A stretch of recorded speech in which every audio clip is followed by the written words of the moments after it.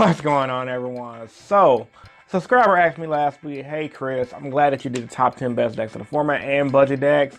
And I was wondering, could you make a video discussing what are some of the best side deck cards going into the format? Because I know the format is changing up, and I guess he's going to a few events. He may be going to nationals, so this video is going to be dedicated to that subscriber that asked me about good side deck cards, and to everyone who may be looking for good side deck cards to pick up for the current format. Because these cards I'm about to list right here, 10 through 1, they're all on an even playing field, but to be honest, they're all going to be sort of better cards used for the format to move forward with today's meta. So, with all that being said, let's get into it. Without further ado, let's begin.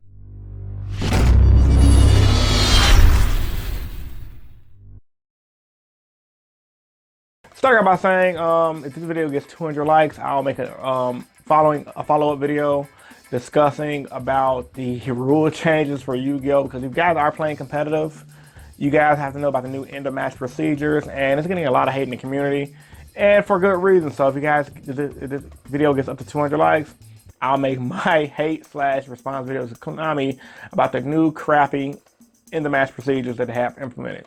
So let's get into the list.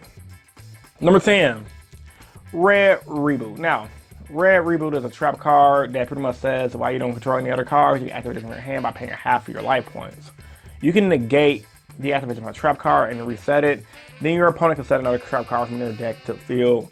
For the rest of the turn, your opponent can activate trap cards. Now, it sounds like one of those cards that's not that great. It's a counter trap, which is good. But when you think about it, Red Reboot is lit. Like, originally when I read the card, I'm like, why do people think this card is so good? Then I gotta think about it. Okay, it's a counter trap, meaning it can be chained to it unless there's another counter trap chained to it. Then for 2, it negates the card. So essentially, if your opponent's trying to do something like evenly match, negate that today. And the best part about Red Reboot is, it can be activated from the hand, meaning you can never know if your opponent's gonna have it, meaning it can play mind games with the opponent, which is always gonna be something that can throw people off. So with that being said, I think Red Reboot is definitely one of the better traps going into the today's meta. And it's definitely a solid side deck card. A lot of players in the OCG have been side decking Red Reboot, so yeah, man, check it out. Also, I forgot to mention, the cards on this list is going to be based off of what a lot of the recommendations you guys actually told me about in my community tab. In my community tab, if you guys do not know, I made a post the other day saying what are some of the best side deck cards for this current format. So yeah, a lot of you guys helped make this list, which I thank you guys a lot. So if you guys want to be on it and help me make videos, check out the community tab. I always post questions moving forward on a daily basis. Number 9, Chaos Hunter. Now, this is mainly due to the fact that trickstars did not get hit on a new ban list, and Chaos Hunter pretty much, and for better or for worse, can hurt trickstars in the deck. Your trickstars can't use their banish effects, which resolves a lot of their effects.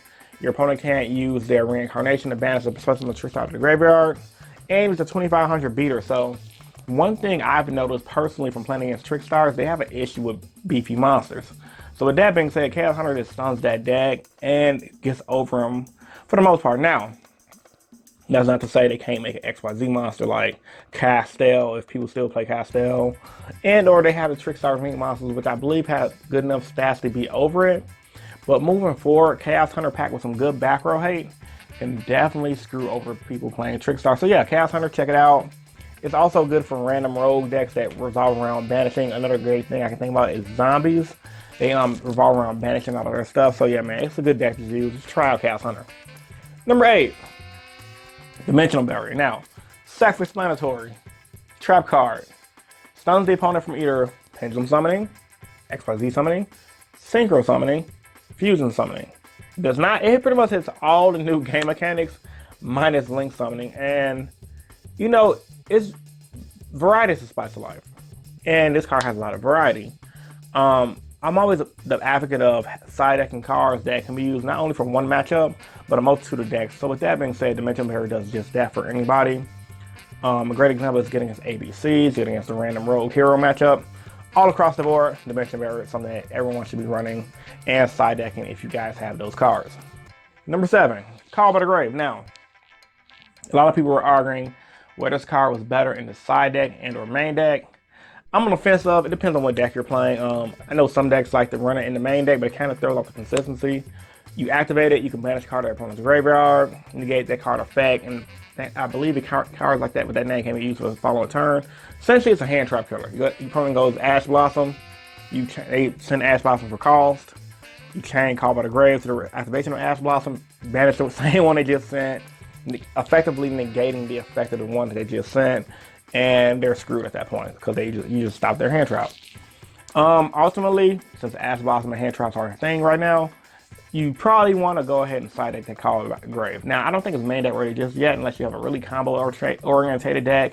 Great example would be decks like Heroes that if you stop their combos, they're effed.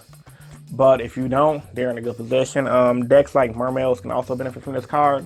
But decks like ABC or any main meta deck right now who don't really get hurt that much by getting their traps stopped, Call by the Grave is definitely best for the side deck. So more for the roguish decks, it's good main deck. But for the decks that don't really need it like that, but it's good for the side deck.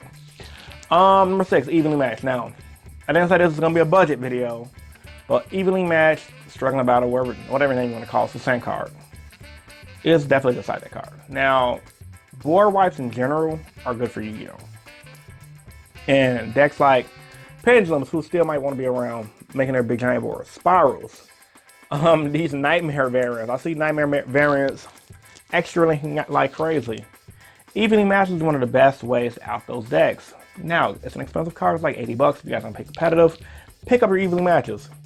Go into that battle phase. You don't even have to have monsters on board. If they don't have a way to stop it, like Rare Reboot or a Mind Crush, they're F. It's really good against rogue decks too. Like, you know how many times I had a hero field set up, opponent goes battle phase, I'm like, okay. Evenly matched, I'm like, ooh, scoop it up. So the card is dumb. I wish it would have got hit, but I guess it's a necessary evil for the meta. Number 5, Ghost Reaper Winter Cherries. Much like evenly matched, it can just win out games, especially against the rogue matchups. It's really good against ABC. You can banish their ABC Buster Dragon. It's good for mirror matches as well. Like, for example, if you're playing against a Spiral mirror match, or if you're playing a Nightmare deck in general, and you know you're going to play against another Nightmare variant, like you're playing Spiral Nightmare, and you know you're going to run into ABC Nightmare, or vice versa, you can use Ghost Reaper. Ghost Reaper out the key pieces, and you're good to go. If I was playing Ghost Reaper in my deck right now, because I don't know how my deck's going to be, I'm looking to pick up Brandish for my regionals next week, I would definitely side deck Ghost Reaper Winter Cherries, depending on what deck I'm playing, because I'll throw a ABC Buster Dragon on my side deck, because that's one of the most popular decks right now, and I'll throw in a few of the Nightmare cards for the card. Overall, solid pickup. Pick it up. It's cheap, like $2 to $3. Why not run it? It can just plug it out the opponent. Number 4, Hey True Nay. Hey True Nay. Hey True Nay.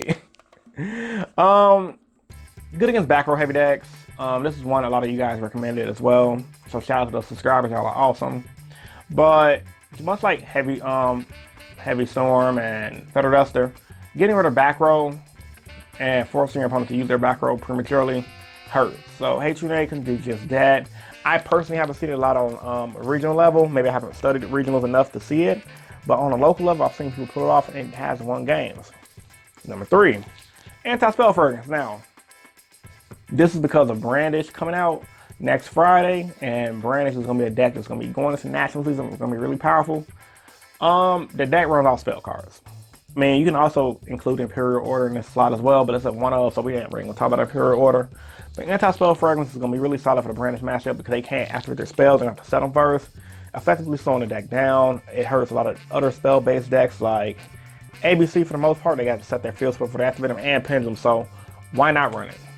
Number 2, now this is generic board wipes, but I got Raigeki Dark Hole. They do what they do, like decks that get hurt by evenly matched, that you want to sub your board. It's good for a mid to late game. A lot of decks in the OCG are side decking Dark Hole and Raigeki, specifically against decks like Brandish, because they have their field set up. You get the Dark Hole and boom, boom, boom, boom. Same thing with Raigeki. Overall, good card to pick up and good card to play. You probably already side decking those cards anyway, but if you're not, they're good cards to look forward to. And the last card I'm going to talk about, which is number 1, is Infinite Impermanence. Now, this is another card that's debatable to be either main deck or side deck worthy for today's meta. What it does, it's a simple effect, like it's a effect veiler, but it's a trap card. It's better than effect better because you can activate it on either player's turn. And in addition to that, it shuts off stuff in the same row. So effectively, it's a good card because it catches the opponent off guard. It makes effect better null and void. And you really don't have to run it in the main deck. It's really good for the side deck because in decks that, let's say for example, don't need a lot of protection like that, you don't have to run it. But in decks that, let's say for example, like spirals, that need their effects to go off a lot, you can run it. I mean, it's a better effect dealer. That's why it's a good as a side deck card. Once again, it's one of those cards that's arguable main deck or side deck worthy, but I'm going for it. Depends on what deck you're going to play. It's going to determine how many copies of this card you should run in your deck. But overall, it's a solid deck. It's a solid card. You should run in every other deck, either main deck or side deck. So, with all that being said, man, these are all some of the best cards for side deck for the current format. If there was cards you guys felt like should have been on this list that was not on the list, I want you guys to post that in the comment section down below. And as I always tell you guys, man, if you're a new viewer to the channel, I would love for you to subscribe for more Yu-Gi-Oh content. Uploading videos consistently, at least 4 to 5 videos a week. So if you guys like what you saw here, hit the subscribe button for more. And remember, if this video gets up to 200 likes, I will be making a rant video discussing why I do not like the new rule changes for Yu-Gi-Oh!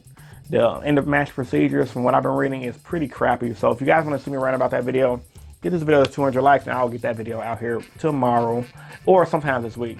So with all that being said, man, this is InnovationYGO. Enjoying some awesome coffee. So good. And I'm signing out. Peace.